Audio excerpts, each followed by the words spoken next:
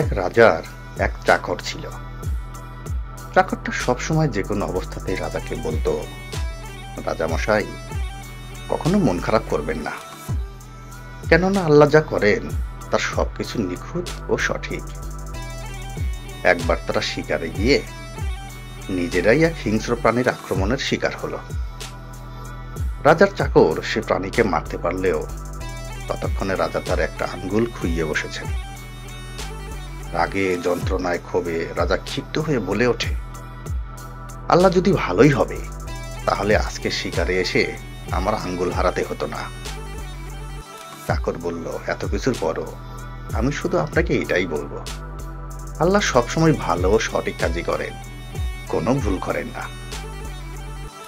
চাকরের এই কথায় আরো ত্যক্ত হয়ে রাজা তাকে জেলে পাঠানোর হুকুম দিলেন। এরপর একদিন রাজা একা শিকারি বের হলেন।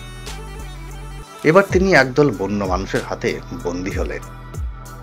এরা তাদের দেবদেবীর উদ্দেশ্যে মানুষকে বলি দিত। বলি দিতে যেয়ে তারা দেখল যে রাজার একটা আঙ্গুল নেই।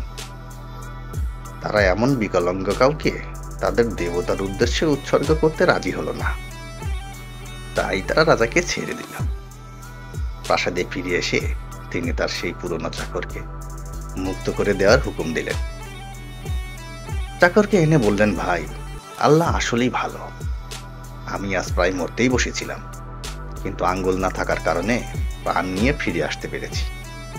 তবে আমার একটা প্রশ্ন আছে, আল্লাহ ভালো এটা তো বুঝলাম, কিন্তু তিনি আমাকে দিয়ে তোমাকে জেলে পুরলেন কেন?